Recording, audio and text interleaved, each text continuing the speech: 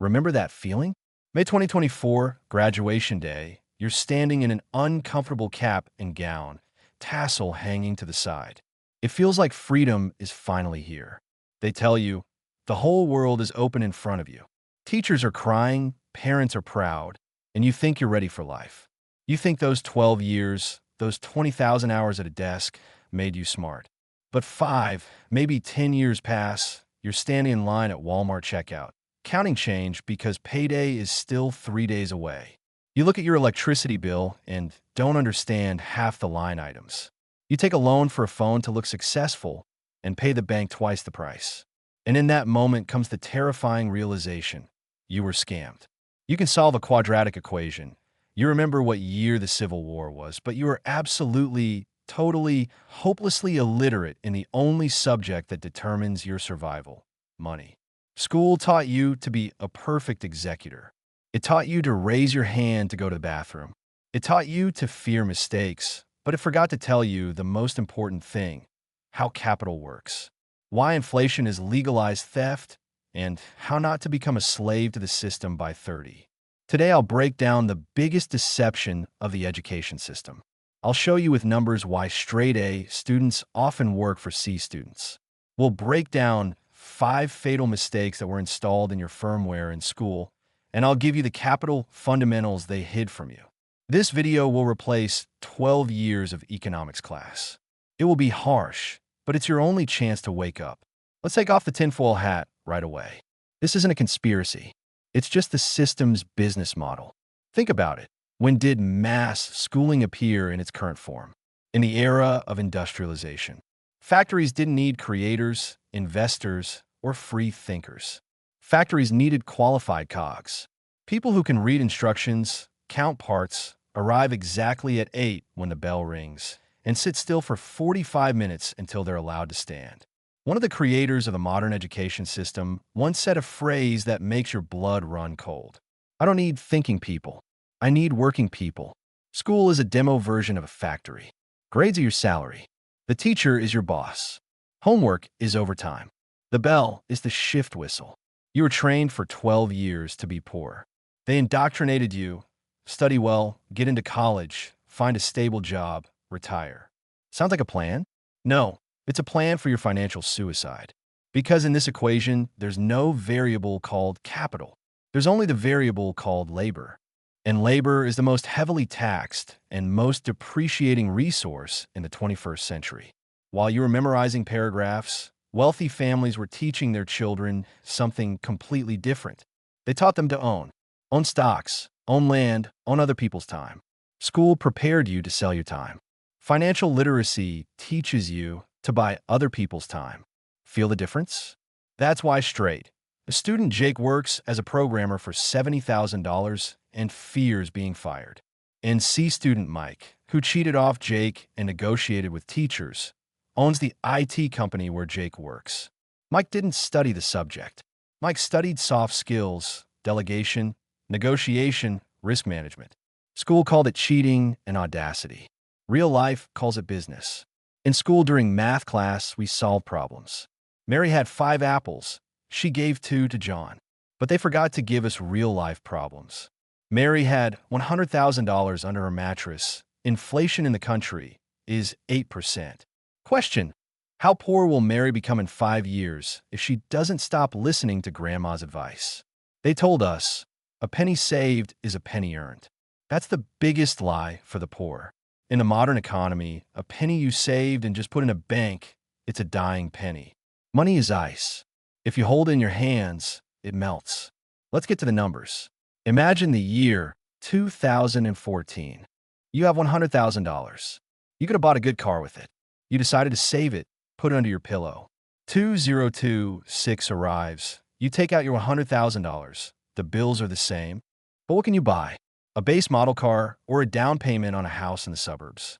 Your $100,000 wasn't stolen by thieves. It was stolen by inflation, the invisible tax that teachers stay silent about.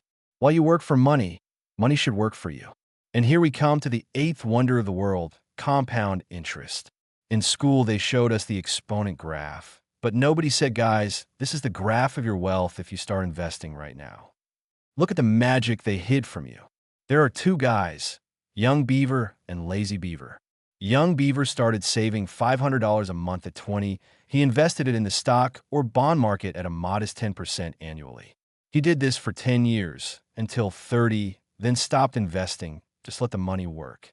Lazy Beaver partied, hung out, and started saving the same $500 at 30, and did this until 65, a full 35 years straight. Who's richer at retirement? You'll say, of course, the second one. He saved for 35 years, the first only 10. Sit down, you get an F. The first guy will have $2 to $3 million in capital by 65. The second, time's less. Why? Because time is more important than money. The first 10 years gave momentum that can't be stopped. School stole the most valuable thing from you, time. While they taught you integrals, you needed to learn how to open a brokerage account. If in 11th grade, instead of shop class, they showed you a compound interest calculator, you'd already be a millionaire. Remember English class. Noun, adjective, verb, boring to death. In the language of money, there are only two main words. If you mix them up, you're bankrupt. They are assets and liabilities. School and society instilled an upside-down worldview in you. They tell you, buy a house, it's an asset. Buy a car, it's an asset. That's a bold lie. Let's go by Robert Kiyosaki, as simple as possible. An asset is what puts money in your pocket. A liability is what takes money out of your pocket. You bought a car on credit. Is that an asset? You own it. No. You pay the loan, you pay insurance, you pay for gas, for maintenance, for car wash. The car sucks money from you every month. It's a fat, greedy liability. You bought a house and live in it. Is that an asset? No. Utilities, taxes, repairs, mortgage, it takes money. An asset is a house you rent out, and the rent covers the mortgage. An asset is dividend stocks. An asset is a garage you rent out as storage. School prepares perfect consumers of liabilities. Look at a college graduate, first paycheck. What do? Invest. No. They buy a new iPhone on installment. They buy brand name sneakers. They take a car loan. They grow liabilities like a ship grows barnacles. And these liabilities pull them down. They look rich, but they're poor. Wealth isn't how much you spend. Wealth is how much you keep working for you. The school curriculum is designed to make you a good customer for banks, to take a 30-year mortgage, to run on the wheel your whole life, paying your liabilities, and fear losing your job. The system doesn't want you to have assets because a person with assets can't be controlled. You can't order them around. They can tell their boss off and leave for Bali. Such people are dangerous for the factory. That's why there's not a word about assets in textbooks. In history class, they told us about serfdom and church tithes. Poor peasants gave 10% to the church. How terrible, they told us. Now let's calculate your tithe in 2026. School is silent about taxes. The most you know is federal income tax. Well, 22% isn't much, you think. Congratulations, you've been tricked again. Let's dissect your salary. Say your employer allocated $10,000 per month for you. You think you'll get $7,800 after taxes? Not so fast. First, the employer pays FICA, Social Security, and Medicare. That's about 7.65% on top of your salary. An employer pays their portion too. So for you to get your money in hand, the company actually spends about $11,000. But you only see the gross on your pay stub. Then they take federal tax, state tax, FICA. Your card gets, say, $7,500. You go to the store, buy bread, gas, clothes. In every product, sales tax is embedded from 0% to 10% depending on your state. You give this money to the government every time you swipe your card. In gas, excise taxes up to 50% of price. In alcohol and cigarettes, excise taxes. Property tax, vehicle registration. If you add it all together, a scary truth emerges. You give the system 40% to 50% of everything you earn. You work from January to July for the government. And only from July you start earning for your food. Serfs with ties are crying from envy looking at us. Why don't they talk about this in school? Because if people understood how much they actually pay, they'd start asking questions. Why are our roads full of potholes if I give half my income? Why is healthcare paid if I pay insurance? The system benefits from your financial blindness. Employé tax. The most convenient lie to keep you sleeping peacefully. You need to know, the government has no money of its own. There's only taxpayer money, meaning yours. And the first step to capital is tax optimization. 401k, IRA, tax deductions, LLC or S-Corp status. But they taught you to calculate the area of a trapezoid, not get your money back through mortgage deduction. Without a piece of paper, you're nothing. Heard that? Parents said, get a diploma, it's your ticket to life. In 2026, a management diploma from an average college is worth less than the paper it's printed on. The job market changed. We live in a skills economy, not a diploma economy. Courier makes $40,000 to $50,000. Welder makes $50,000 to $65,000. Junior lawyer with honors degree shuffles papers for $55,000 to $65,000. Paradox? No. Law of supply and demand. School prepares us for a world that no longer exists. A world of stable careers at one factory for 40 years. Today, the average person changes profession 5 to 7 times in life. The main skill today is adaptability and self-education. Ability to quickly unlearn old and learn new. In school, mistakes got you an F. In life, a mistake is just data. It's experience. An entrepreneur is someone who got hundreds of Fs, bankrupted 3 projects, but the 4th hit and brought millions. Straight A. A student fears getting an F, so they don't even try to start a business. They sit in a warm office working for a C student who has no fear of mistakes. Higher education became a bubble.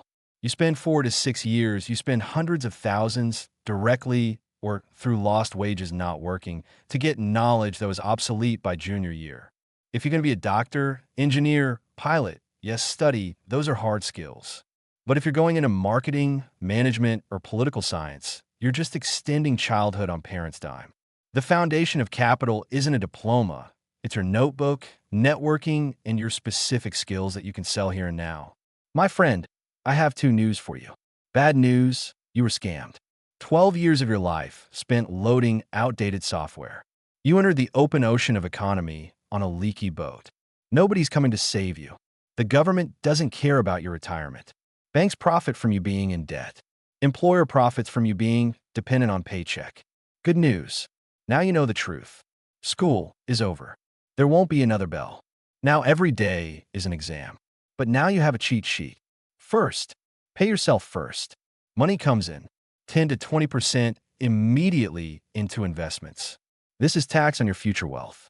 Second, buy assets, not flex. Let your capital pay for your wants. Asset first, then new phone from asset profits. Third, learn every day. Read books about money, not news feed. Study ETFs, stocks, taxes for 401k. Fourth, don't take bad loans. Never. Better walk with old phone but be a free person than with new iPhone but bank's slave. You could be angry at teachers. You could be angry at parents. But that's unproductive. Take responsibility.